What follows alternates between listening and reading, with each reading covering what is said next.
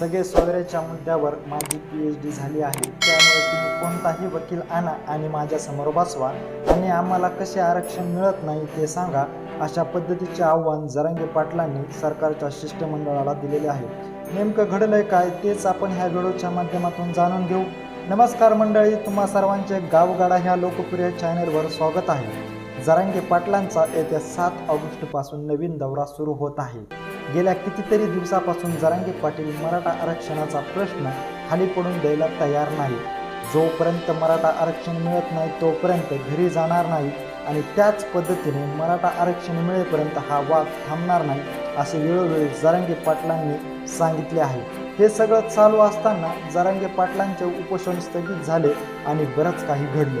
आता 7 ऑगस्टपासून जरांग्यांचे एक नवीन दौरा सुरू होतोय आणि त्याच पार्श्वभूमीवर सरकारने एक शिष्टमंडळ जरांगे पाटलांच्या भेटीला पाठवले. काही तोडगा निघतो की काय? 7 ऑगस्टपासून जरांगे पाटील बाहेर दौऱ्यावर असतील, त्याचमुळे जरांगे पाटलांना भेटणं शक्य होणार नाही आणि त्यामुळे सरकारने जरांगे पाटलांच्या भेटीला एक शिष्टमंडळ पाठवण्यात आलं. 3 आमदार ह्या शिष्टमंडळात सामील होते, जे की जरांगे पाटलांच्या भेटीला गेले होते. त्याच पार्श्वभूमीवर जरांगे पाटलांच्या भेटीसाठी गेलेले बार्शीचे राजेंद्र राऊत, बदनापूरचे नारायण कुचे आणि तुळजापूरचे राणा रणजित सिंह पाटील असे 3 आमदार ह्या शिष्टमंडळामध्ये सामील होते.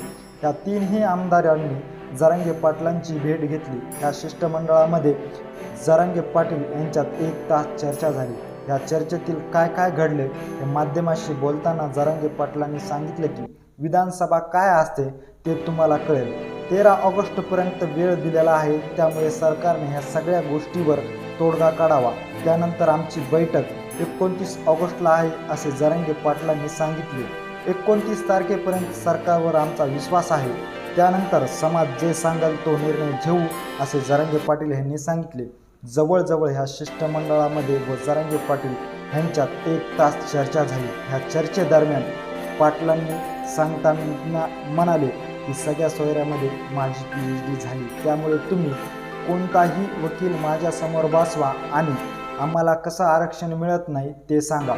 कुणबी ही मराठीची उपजात आहे, आम्हाला आरक्षण दिलं पाहिजे, नाहीतर कुणबी मराठीची उपजात नसल्याचे सिद्ध करा, मग मंडल आयोग यालाही चॅलेंज करता येईल असेही जरांगे पाटील यांनी ह्यावेळी सांगितले.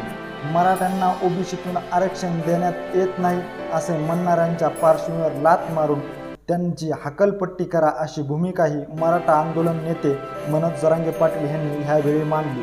सरकारतर्फे आलेल्या शिष्टमंडळातील 3 आमदारांसोबत 3 ऑगस्टला ही चर्चा झाली. जवळजवळ शिष्टमंडळ व जरांगे पाटील यांच्यात ही चर्चा 1 तास चालली. ह्या चर्चेदरम्यान सगळ्या सोयऱ्याच्या मुद्द्यावर माझी PhD झालेली आहे, त्यामुळे तुम्ही कोणताही वकील आणा आणि माझ्यासमोर बसवा आणि आम्हाला कसे आरक्षण मिळत नाही ते सांगा, अशा पद्धतीचे आव्हान ह्या शिष्टमंडळाला मनोज जरांगे पाटील यांनी ह्यावेळी केले होते. कुणबी ही मराठीची उपजात आहे, आम्हाला आरक्षण दिलंच पाहिजे, आम्हाला आरक्षण का मिळत नाही? जर कुणबी ही मराठीची उपजात नसेल तर हे सिद्ध देखील करा, असं देखील आव्हान ह्यावेळी मनोज जरांगे पाटील यांनी केलेलं आहे. एकंदरीत ह्या सर्व घडामोडीविषयी नेमकं तुम्हाला काय वाटतंय हे आम्हाला आमच्या कमेंट बॉक्समध्ये नक्की सांगा. व्हिडिओ जर आवडला असेल तर जास्तीत जास्त शेअर करा आणि अशीच अपडेट मिळवण्यासाठी जर तुम्ही आमच्या चॅनलला सबस्क्राईब केलं नसेल तर नक्की सबस्क्राईब करा. धन्यवाद.